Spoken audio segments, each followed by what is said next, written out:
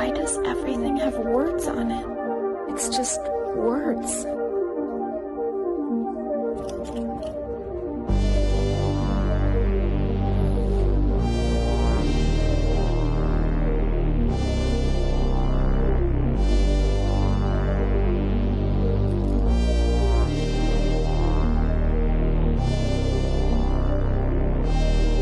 You know that trend where people like things that aren't a cult but should be a cult? Ray Dunn fanatics have entered the chat. I posted on my story the other day how ugly Ray Dunn stuff is and how it should be canceled, and I got hundreds of messages like, oh no, well what did they do? What did they do? They labeled every single thing exactly as it is. Like, sis, that is too much. It's absurd, obnoxious, chuggy, and worst of all, the font is hideous. Burn it! Throw it all away. My best friend Lauren texted me and told me I was hurting people's feelings with my Ray Dunn shaming. Well, guess what? It's the summer of no apologies, baby. Develop thicker skin and some taste. I cannot believe what I am hearing! How many followers have we lost since I've done this rant on Ray Dunn in the last few seconds? Well, there's no way of knowing because we tape each show the day ahead, so that doesn't really work. So, a lot, you're saying a lot. I mean, probably, but do we really want the Ray Dunners sticking around anyways? This is why I keep you around, Natalie. We may need to delete PayPal and Venmo and procure carrier pigeons to pay each other back. Chelsea Handler went on Call Her Daddy and said white men need to stop complaining about cancel culture. Momservatives, there is a game-changing new conservative brand to combat the culture war against your kids. And today's sports recap is so thick and juicy, it may gotta go on a diet, y'all. It's fun and games this week, even for the non-sports servatives like moi. I'm AlexClark, and this is POPlitics.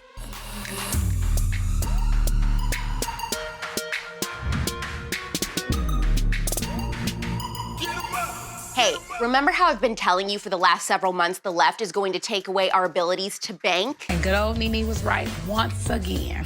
Now, I didn't want to be right about this, but alas, here we are. PayPal and the ADL, or Anti-Defamation League, are now working together and with other unnamed civil rights organizations to look into anyone they deem as an extremist on their platforms. Excuse me, sir, has there ever been a robbery at this establishment?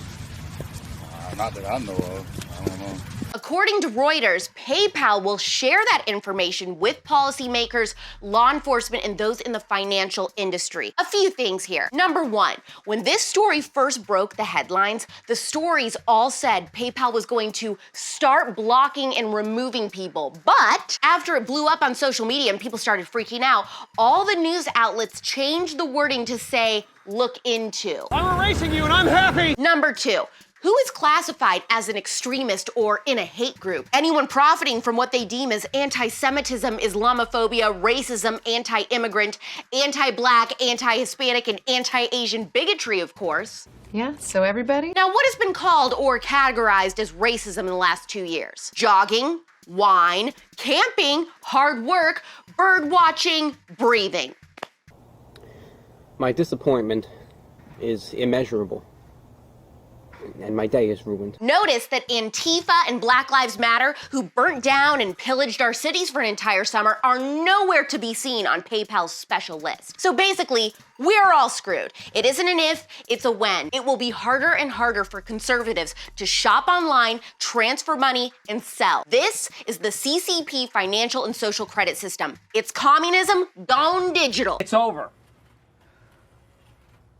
We are screwed. Listen carefully to the next thing I'm about to say. PayPal owns Venmo. This is another example of a tech company acting as a government agency. Who is in charge here? And it's really going to happen, isn't it? At first, they will come for the more controversial influencers online. Then, they will come for anyone running for school board who dares to oppose critical race theory. And then, they will come for you. This entire system will no doubt be abused, and it will absolutely radicalize people who already feel pushed to the edge. If we don't make fighting big tech the central issue for conservatives in 2020, 2022 and 2024, America will be just like The Handmaid's Tale, except when we say under his eye, we mean Jax. Yo, Alex rants. We just got our ass totally kicked.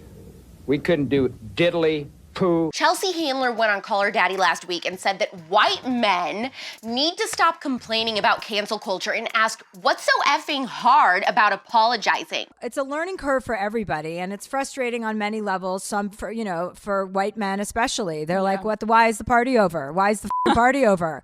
We can't rape you guys anymore? You're going to tell on us? It's like, yeah, party's over. Yeah. Everyone's telling on you now.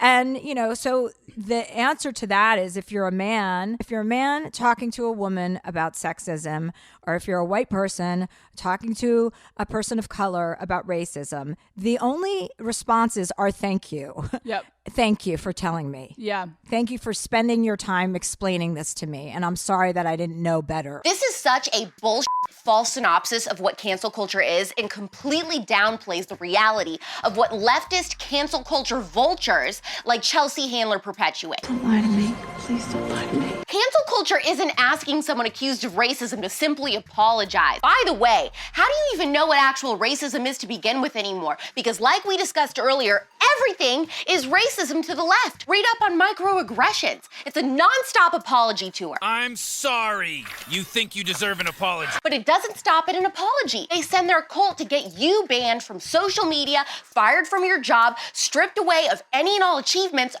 and now unable to buy and sell things online. So Chelsea, don't downplay cancel culture and act like it's white people who are just stubborn and don't want to apologize. And shame on Alex Cooper for not setting the record straight then and there and pushing back on what Chelsea was saying. Amateur hour for both of them. I'm sweating. Sheesh. You've been very adamant since the start of POPlitics that anytime I hear of a conservative or Christian brand or company that is an alternative to left-wing propaganda, I let you know what it is. So here's another. I'm really excited about this new project from Brave Books and my friend Ashley St. Clair. So this company, Brave Books, is partnering with different conservative influencers and commentators that you know and love to write children's books tackling all the hard issues that your kids see in culture. We are trying to combat things like the gay BCs, anti-racist baby. The Obama is creating a new children's series on Netflix.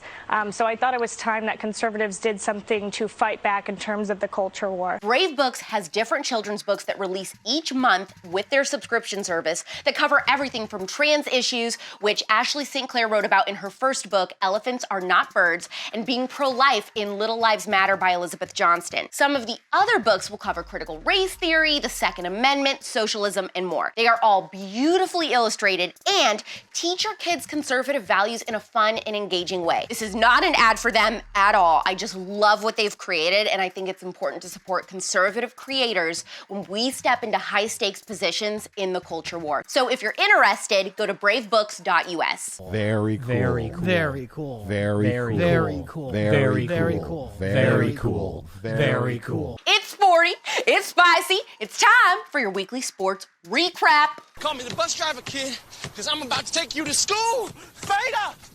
Oh! Obviously, the Olympics are happening right now in Tokyo, but I'm not sure anyone is watching. These are the worst Olympic ratings in 3 decades. It's embarrassing! Now, this could just be a hunch, but maybe it has a little something to do with the blatant disrespect for our country and the lack of patriotism that's causing so many Americans not to watch. Because you have no respect. Several women's teams around the world have been protesting to wear more modest uniforms, which is interesting. The singer Pink actually got involved in one of the protests herself. In Norway, the women's beach handball team was fined for wearing shorts instead of the required bikini bottoms to play. Pink tweeted, "I'm very proud of the Norwegian female beach handball team for protesting the very sexist rules about their uniform. The European Handball Federation should be fined for sexism.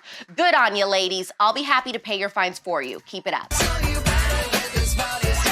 Norway isn't the only country who is protesting uniforms either. Germany's Olympic gymnastics team showed up in full-body unitards to protest sexualization in the sport. I think both of these teams have every right to have a choice if they want to wear uniforms less revealing. If it doesn't impact their performance at all, these women should have a choice to dress more modestly if they want to.